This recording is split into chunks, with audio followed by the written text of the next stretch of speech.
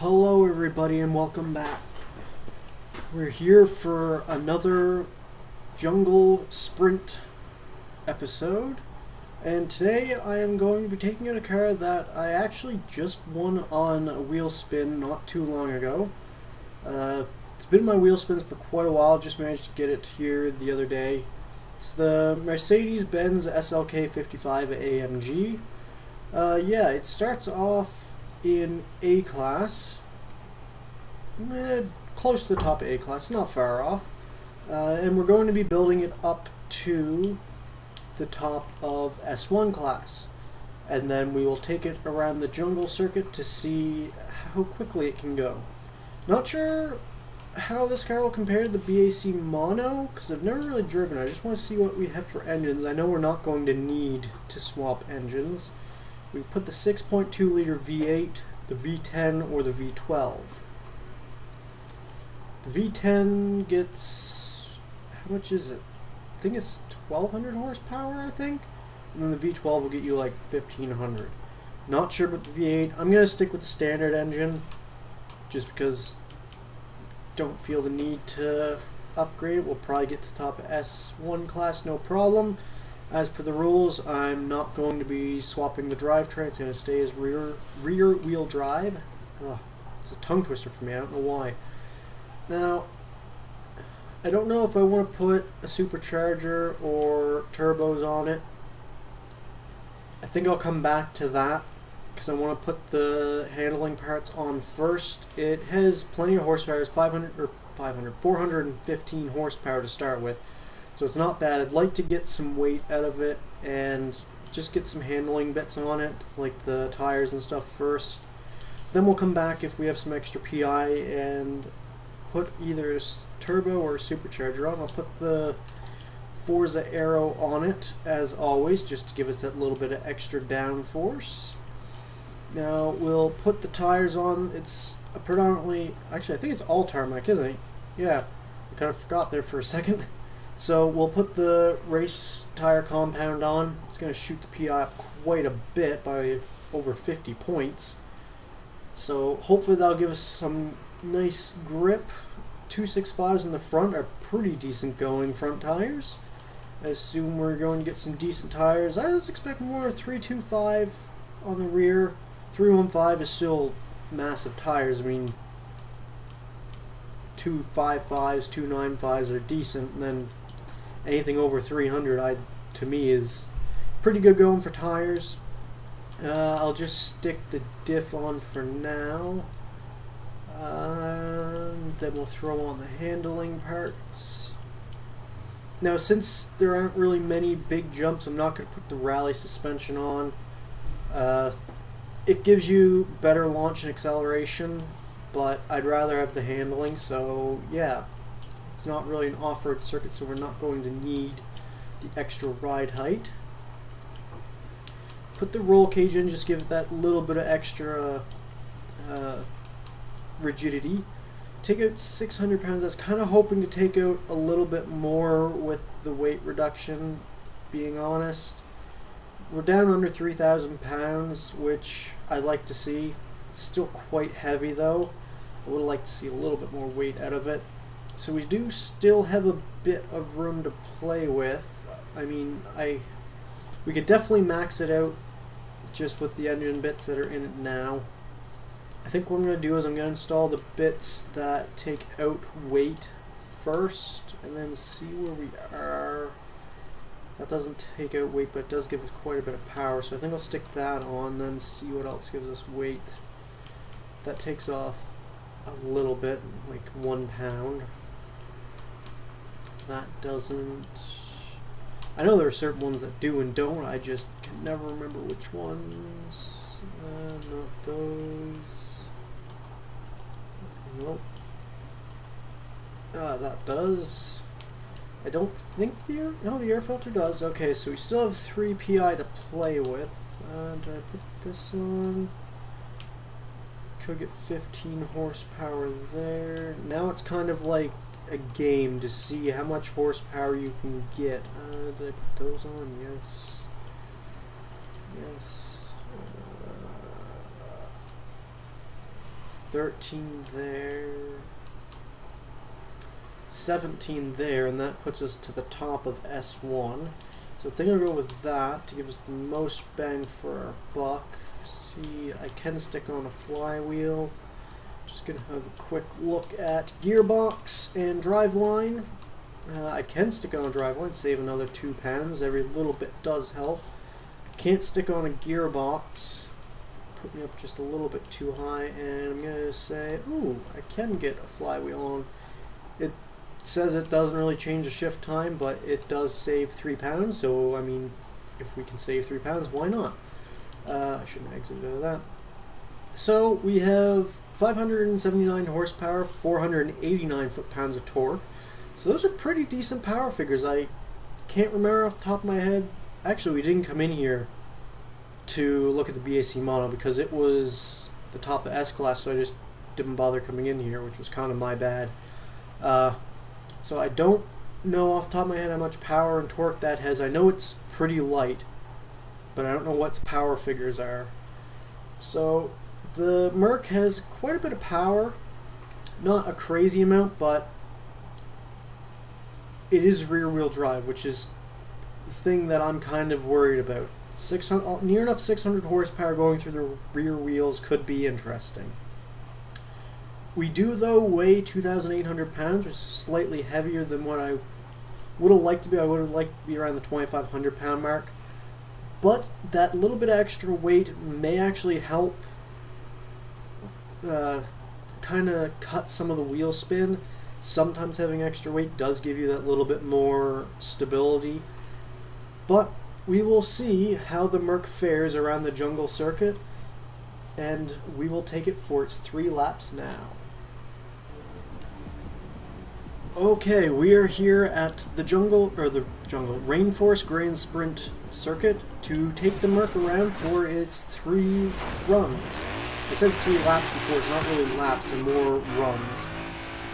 So off the line we do get some wheel spin, and then once we get up into 3rd gear we're fine. 2nd gear does give us a bit of wheel spin also. I'm noticing already it is kind of liking to slide a little bit, but we'll see if that actually holds true through the rest of the lap.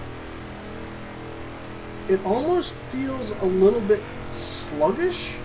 I don't know if my sense of speed is kind of skewed because in my free time I've been building a Jaguar D-Type, and basically if you know anything about that car, I'm just building it for speed. And I mean, booking it down the motorway at 300 miles an hour can change your perception of speed a little bit. But anyways, the car doesn't seem to be handling too bad. You do have to watch it a little bit getting on the throttle out of the corners. You can get it to want to slide, but so far it's not bad. It's a lot more contained than what I thought it would be. Then again, this is a relatively fast flowing circuit, and a car like this, it will spin the wheels in lower gears. We're not really getting down to those lower gears yet. We do near the end of the circuit, but so far it's been mostly 3rd gear and higher corner. We're a little bit wide there. Oh, and then we got a bit of a sideways moment. So yeah, it can get sideways in the higher gears, but not from wheel spin, just lack of grip, I think. But in the low gears it will spin the wheels, but yeah, it's a pretty composed car. I'm actually quite surprised. Now we'll see how it fares around this corner. It's a little bit of a slower corner. Perfectly fine to get around that corner. The brakes are actually pretty decent too. I figured this car might struggle a little bit under braking, where it is 2,800 pounds. I feared that it might have trouble getting that weight slowed down, but it doesn't seem to so far, which is quite surprising.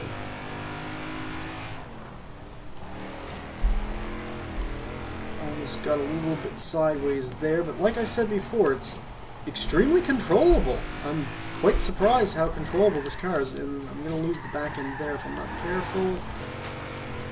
I caught the back end a little bit. We did get a bit of a slide and we ran out wide. That's fine. I wasn't really paying attention. I was kind of talking a bit too much and not paying attention to what I was actually doing there. So that was my bad. Get the car slowed down for this corner. And then we'll come up to the final set of corners here. This corner can be tricky because it feels like after you turn in you can get on the power, but you can't because it's kind of a long corner, and that was not a great lap. I'll say it that way. BAC Mono set at 306.4, and if the game ever decides to load...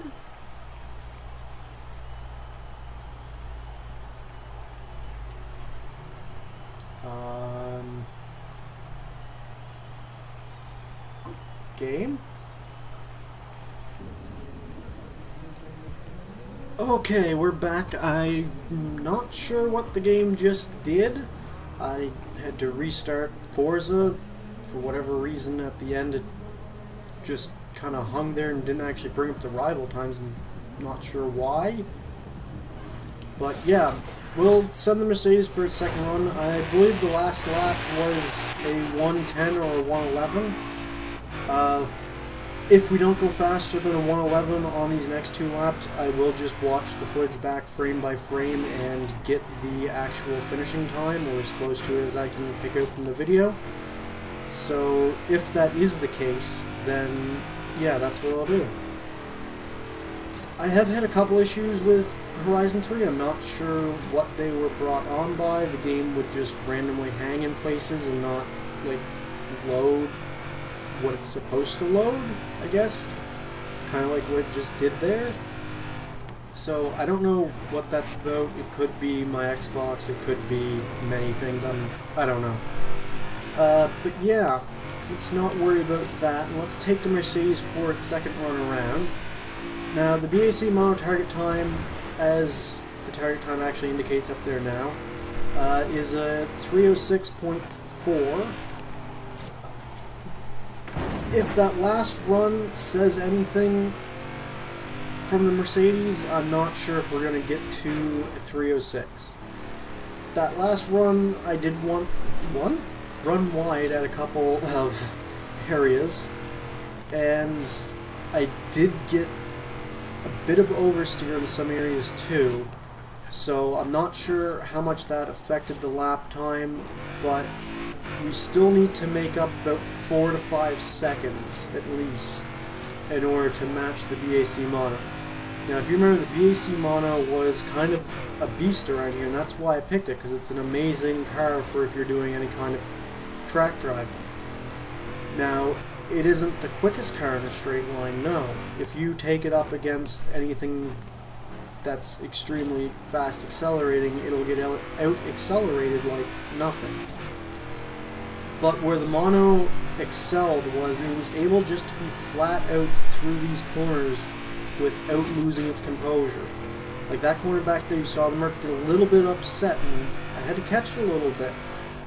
The Mono was perfectly fine just to be completely flat out through those type of corners. Just want to make sure we get it around here nicely. Fired out the other side.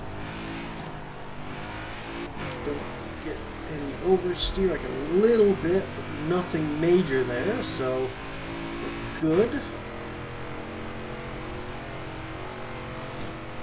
Coming up towards the final section. Oh, I ran a little bit wide. Oh, we're on two wheels there. That was not ideal. I just got out onto the grass there a little bit and managed to just get drug off a little bit, which didn't help try and put that power down. We do improve on our time though. That was a 3:08, I believe I saw it click to there, and yes, it did bring up the time. It was a 3:08.0. So I'm not sure. I did run wide once, and I did get drug out wide there near the very end. I'm not sure if it cost me a second and a half. But we'll take the Mercedes for its second run and see if we can beat the BAC Mono's time. I'm not sure if I'm going to be able to. I'm going to try my best to, but I don't know. That BAC Mono was a good target time. I'm just not sure if this Merc can meet it or not. But hopefully it will. I'd like this car to go fast. I mean, if a 308 isn't bad, it's only a second and a half down on the BAC Mono. But when you're talking a second and a half can be quite a lot of time.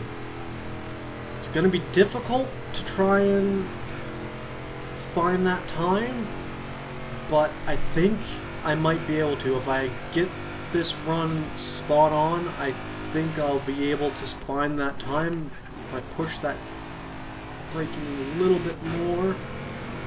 Just push the car as much as possible, try and get as much time and as much speed out of it as I can. I think that we'll be able to do it. Through the water splash now.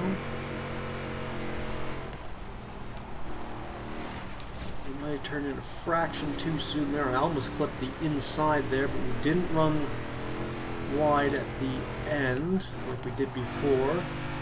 So that's good, because last time around there we ran wide and clipped the back end of the car on the barricades. So we didn't do that this time. Go here for a little jump. It got unsettled. Oh no! It got unsettled coming over the crest of that hill. That's gonna basically throw this lap away. That's disappointing. I was trying to push the car over that hill and I should have had a little lift. It just got a little unsettled and unloaded the wheels a little bit on one of the suspension, which caused the wheels to spin a little and just kind of threw us off, and there was nothing I could do about that. But we shall carry on anyways through the lap. I'm not just going to call it there. That wouldn't be fair to the car. We'll carry on with our last lap, but it looks like that 108 might be the time that the Mercedes sets. If we go faster, I'll honestly be surprised, because we came to a complete dead stop there. I thought I had cosmetic damage turned off.